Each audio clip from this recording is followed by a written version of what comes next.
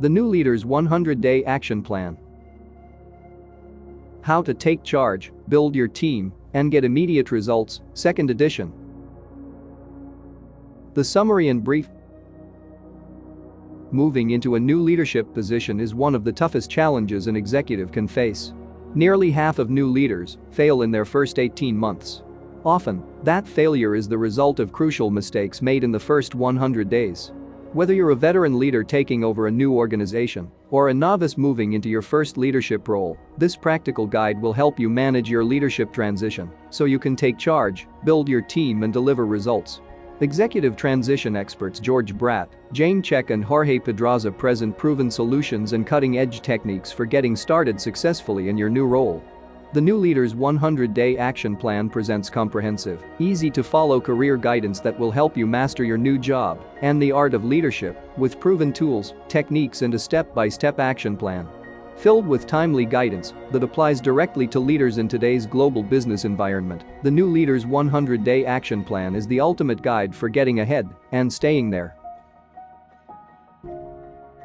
Introduction. 40% of leaders going into new roles fail in their first 18 months. Why can't they deliver? In most cases, they dig their own holes by missing one of the important tasks that must be accomplished in their first 100 days. Some don't understand the impact of their early words and actions and inadvertently send their new colleagues the wrong messages. Some focus on finding a new strategy but fail to get buy-in and build trust with their new team. Some do a lot of work and expend a lot of energy without accomplishing the one or two things that their most important stakeholders are looking for. All are unaware of some of the important steps required to achieve a successful transition. No leader wants this to happen, but it does at an alarming rate. Remember, leadership is about inspiring and enabling others to do their absolute best together to realize a meaningful and rewarding shared purpose. It's not about you. It's about them, those following your lead. How you set the direction and priorities, and what you do to inspire and enable them is important. But what is most important is what they see, hear, feel, believe, and accomplish together as a team. Leadership is about your ability to create an environment where your team can deliver remarkable results and love doing it. Create your new leadership role. There are two dimensions to activating your leadership potential. The first is understanding and declaring your own leadership qualities and capacities. The second is interacting effectively with others in such a way that it becomes part of an organization's or a market's perception of you. Know yourself and then help others know you. There are concrete steps you can take to position yourself for leadership roles and promotions. Begin with the first dimension, know and declare yourself a leader. The declaring part is important since this is what best enables you to commit to your career path. Start by declaring this to yourself. Commit yourself. Your commitments become more real, however, when you share them with others. Next, build a career plan. Great leaders are not made in a day. Leadership is built. The 5-step career plan can help you know yourself professionally, stake out your career path, and set yourself in motion. The 5-step career plan. Here are the main steps. 1. Likes and dislikes. Go through your past activities and jobs and lay out everything you liked and didn't like. Dig underneath to pull out the values that underlie some of your likes and dislikes. 2. Ideal job criteria. With these values in mind, lay out your ideal job criteria. Make sure the criteria line up with your strengths, values, and interests. 3. Long-term goals. Next, consider your long-term goals. What do you want to achieve? 4.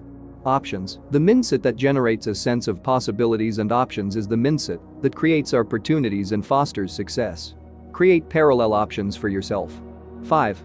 Choice. Compare your options by weighting your criteria and evaluating each option's results. Once you've made your choice, write it down and go to sleep. If you wake up in the morning feeling good, then you've probably made a good decision. If you wake up with your gut indicating that you have made a mistake, you misled yourself. Most likely, you erred in weighting your ideal job criteria. Communicating leadership. Now, the second part, help others know you. Once you've gotten a good handle on your strengths and goals, you are ready to think through positioning in a proactive and methodical way.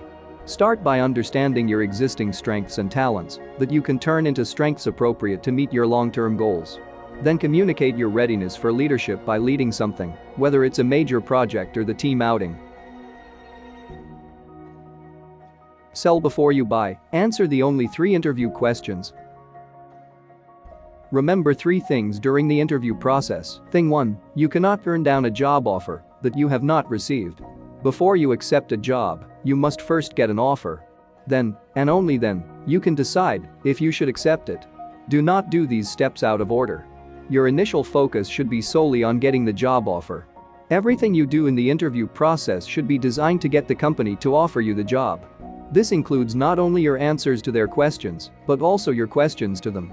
At this stage in the process, your questions are not about helping you decide if you want the job. They are about helping them decide to offer it to you. Secure the offer first.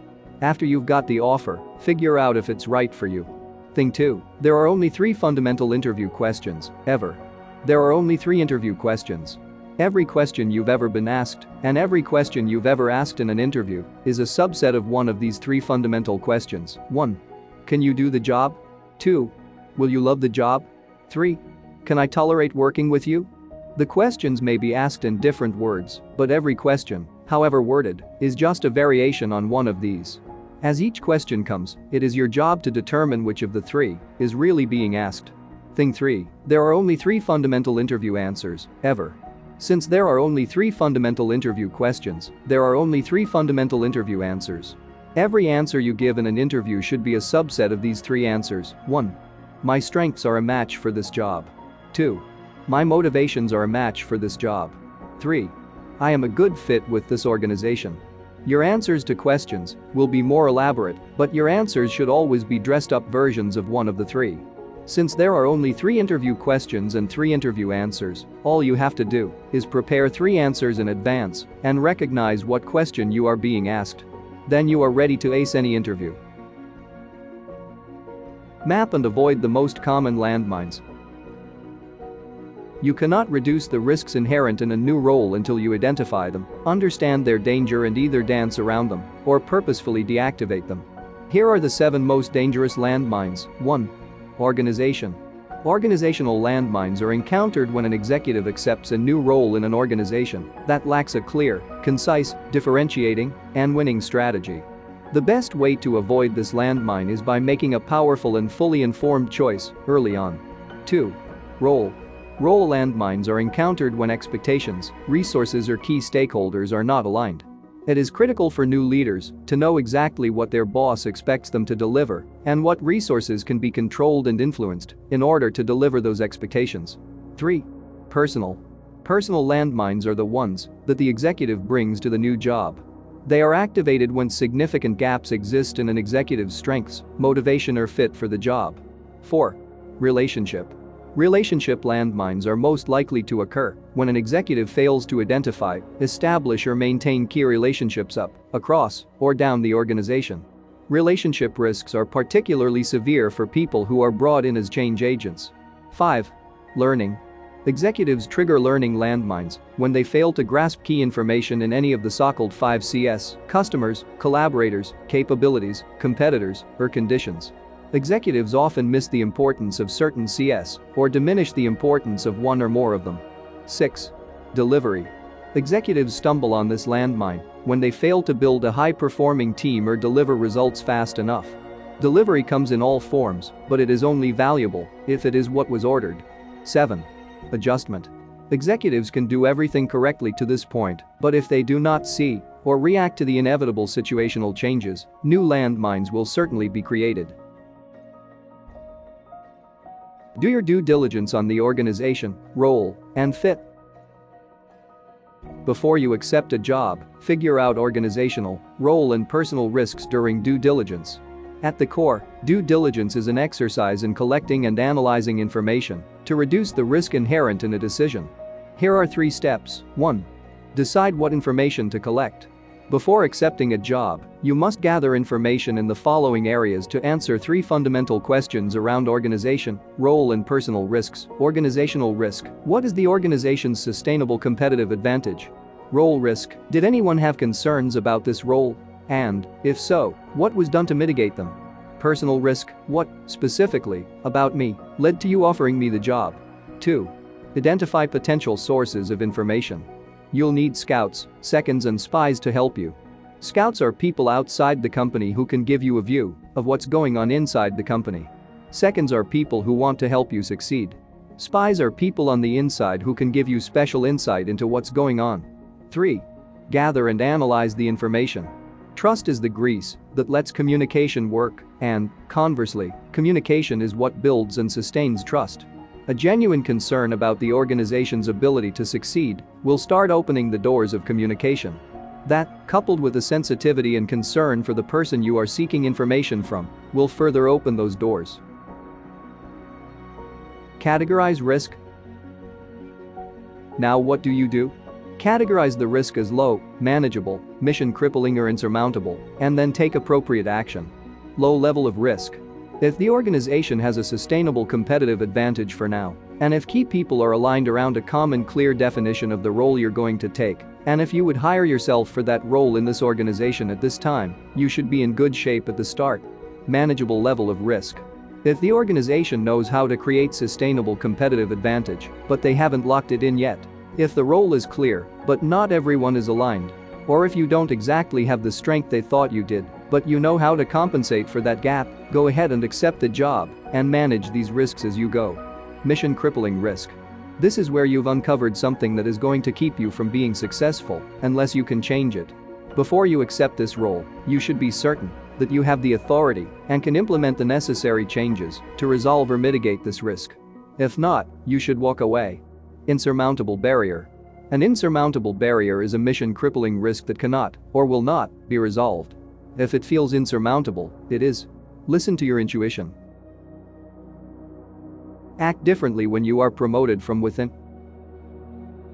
The fundamental difference between moving to a new company and getting promoted from within is that you are already on track.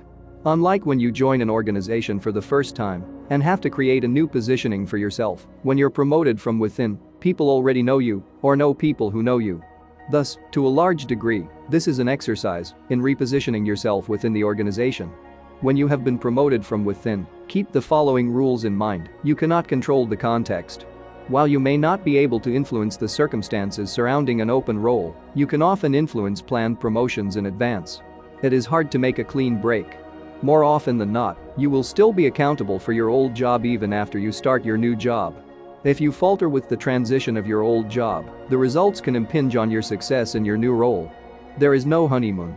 As an insider, you're expected to be fully up to speed the moment you start your new job. Here are actions for those promoted from within. 1. Prepare in advance. Work to understand the context and complexity of the new situation. 2. Take control of your own transition. Be proactive and control the message and communication cascade, the timing of who hears what, and in what order. Clarify what has changed and what has not changed. 3. Accelerate team progress after the start. This is where your knowledge of the organization can really help.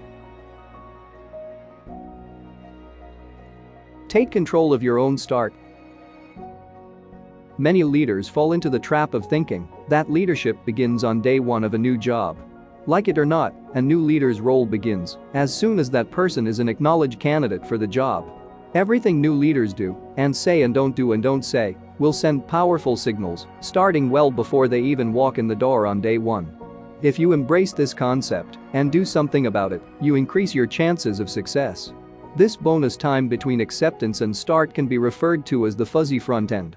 It often comes at the worst possible time, interfering with the last days of an old job, or with time earmarked for taking a vacation, catching up with household errands or generally unwinding a little before the big day.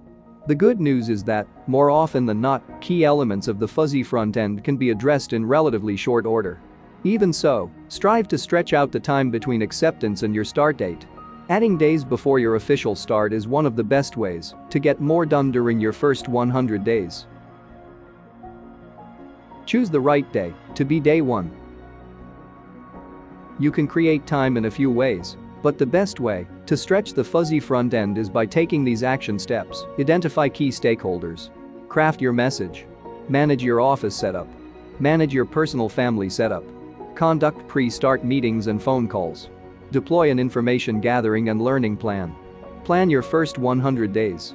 The pre-start meetings and phone calls are a great chance to jumpstart relationships by getting into learning, expectations and implementation. Decide how to engage the new culture. You have important choices to make before day one. One choice that you must make in advance is how best to engage with the existing culture. Cultural engagement is extremely important in a successful transition, and it is essential that executives know what their cultural engagement plan will be before walking in the door for day one. The executive transition experts at Prime Genesis have developed an ACEs model, which lays out 3 cultural engagement choices: assimilate, converge, and evolve, and shock. After the decision to take the job in the first place, this may be the most important decision you make in your first 100 days. 1. Assimilate. Assimilating is the safest way to engage the culture. If they wear white shirts, you wear a white shirt. 2. Converge and evolve. This is a relatively safe middle way that will allow you to move things in the right direction over time. Here you converge with the existing culture first and then help it evolve over time as appropriate. Most of the time this is going to be the preferred approach. 3. Shock. Shock is the opposite of assimilate. Trying to immediately jumpstart the culture to your way is the most threatening and risky move you can make. There will be active resistance and pushback. Shock is something you only want to use when you must. You must pick the right approach if you are to have any hope of a successful transition. Culture can be referred to as the way we do things here. Culture is the combination of what people do and say with their underlying core values. A good shorthand is be, do, say. It works for people and for organizations. B. The underpinning of culture and integrity is what people really are, their core assumptions, beliefs, and intentions. Do. These are behavioral, attitudinal and communication norms that can be seen, felt or heard, such as signs and symbols like physical layouts, the way people dress, talk to each other and interact with each other. Say. What people say about their culture can be found in things like mission statements, creeds and stories. For a culture to be sustainable, these 3 must be in sync. Just as your own values, actions, and words need to line up, the same is true for an organization's. Drive action with an ongoing communication campaign. Everything great leaders say and do flows directly from their own core values, beliefs and intentions. They live their message. This is why your 100-day action plan should be a subset of your overall communication plan, and why you need to think through what's really important to you, to the people you're communicating with, and what and how you want to communicate before you say or do anything. 6 steps of a communication campaign. The 6 basic steps of a communication campaign are: 1. Plan the campaign in key elements: message, signs and symbols, media and touch points. Great communication campaigns pivot off a central message. Think we're going to be number 1 or number 2, or we're going to get out, which was used for one of Jack Welch's early drives at General Electric. Your message is the key that unlocks personal connections. 2. Seed the message before you start, on day 1, and throughout your early days. You generally do not want to start with a big launch that catches everyone by surprise. Instead, you'll want to seed your message with an ever-growing set of stakeholders before your launch. 3. Launch, leveraging work on the burning imperative as appropriate. Launches can be big, subtle or somewhere in between, and the style of the launch should match what is comfortable for you and your team. It also needs to be in keeping with the culture of the organization, unless you are trying to shock the existing culture. 4. Rollout, leveraging milestones and celebrating early wins. Launching is a major step. Now you have to make it real by proving that you are going to deliver those achievable next steps. This is where you will likely want to deploy some sort of public scorecard where everyone can see results against key milestones. 5. Reinforce when doubters inevitably raise their heads by implementing your role sort. There will be a crisis of confidence at some point. Make it clear that you are committed to the changes. This is a good time to shine the spotlight publicly on some people who are still in the way, perhaps implementing your role sort to move some people out. 6. Institutionalize by embedding key routines and processes. You'll want to put in place practices that will ensure the changes you have made so far become part of the fabric of how you do business. Take control of day 1, make a powerful first impression. According to researcher Elizabeth Hilton, our brains remember information presented first and last and have an inclination to forget the middle items. People will vividly remember their first impressions of and their last interaction with you. While you can update their last interaction constantly, you are going to be stuck with those first impressions. So, be careful about the messages you send with your words, with your actions, with the order of your actions, and with the signs and symbols you deploy. This is why day 1 is the pivot point for onboarding. Many people who are important to your new role will form their first, indelible impression of you on this day. There is no one right way to do this, but there are many wrong ways to do this. It is all about the first impression received.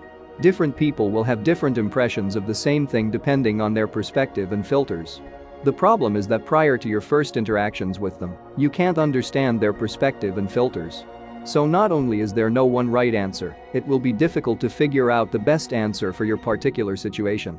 This is another reason it is so valuable to get a jump start on relationships and learning during the fuzzy front end. Not only does that let you manage your initial impressions on those people outside the noise of day 1, it will help you make better choices about your early days.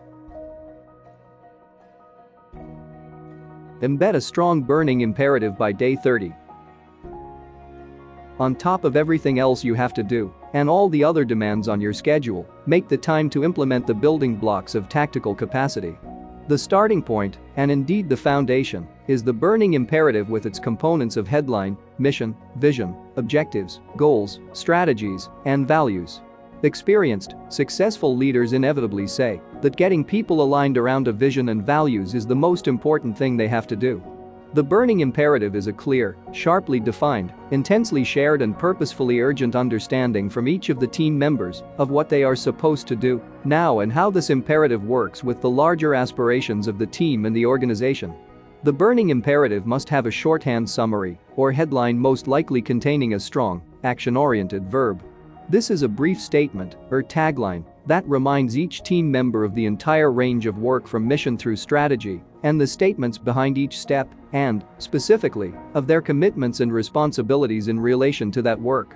For the burning imperative to drive everything everyone actually does every day, it must be truly embraced by all.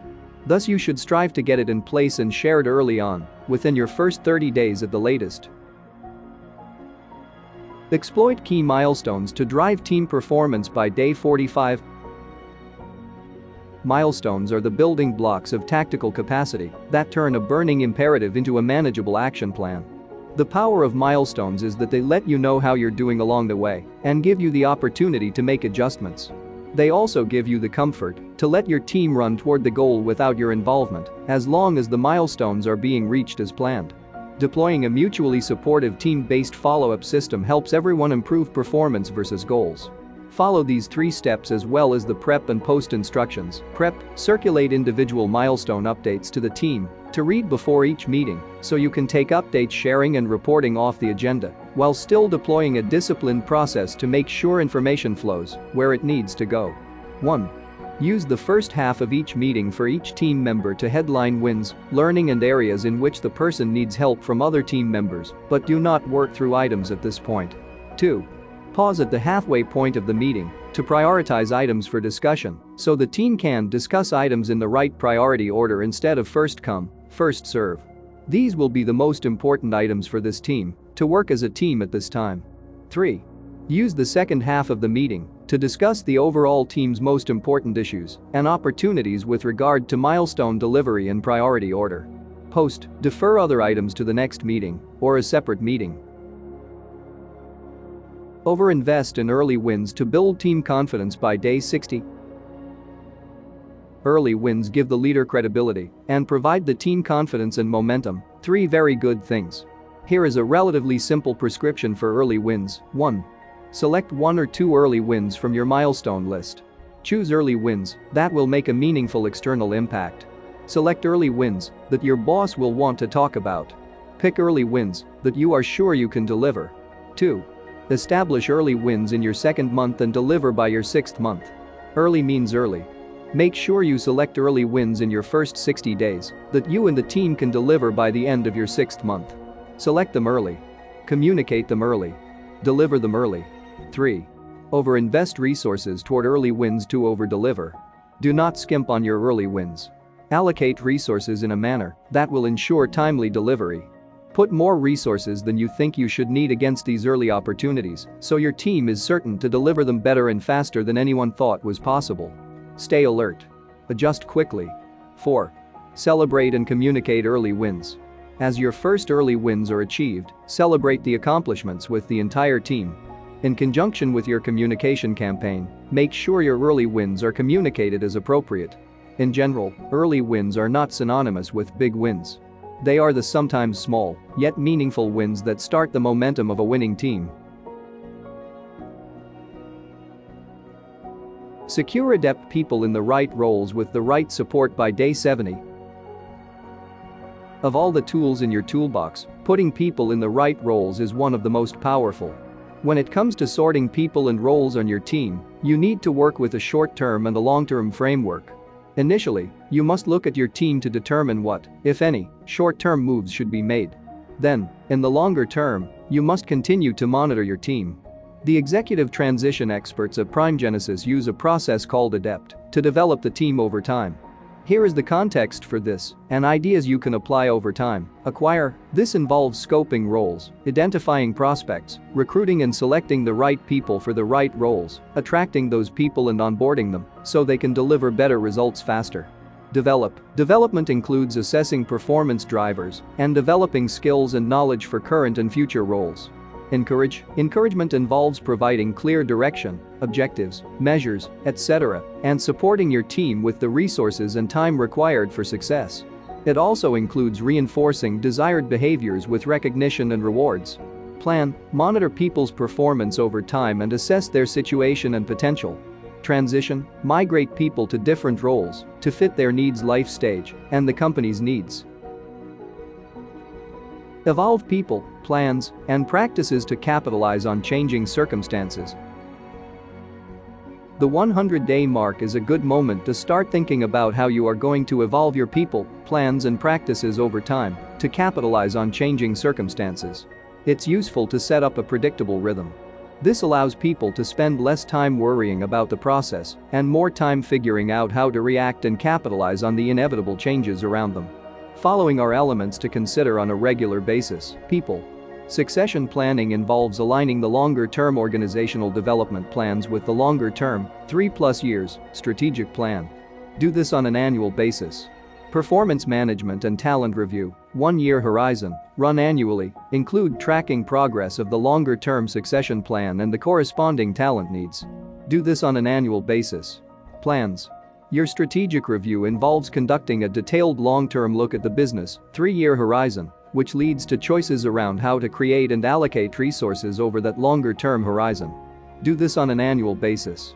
Your operational review ensures that the right operational plans, 1-year horizon, are in place that will enable you to deliver the next year's goals. Do this on an annual basis. Practices. Business reviews and plan updates include tracking progress in the context of the operational plan, 1-year horizon, and making mid-course adjustments along the way.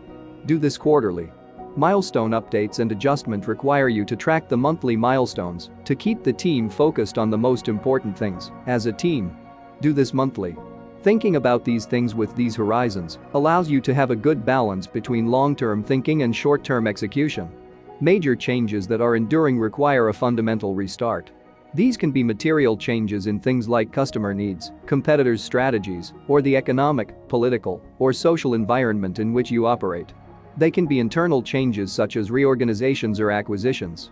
Whatever the change, hit a restart button. Go back to the beginning, do a full situation analysis, identify the key stakeholders, look at your message again, restart your communication campaign, and get your people, plans, and practices realigned around the new purpose. Remember, the fittest adapt best.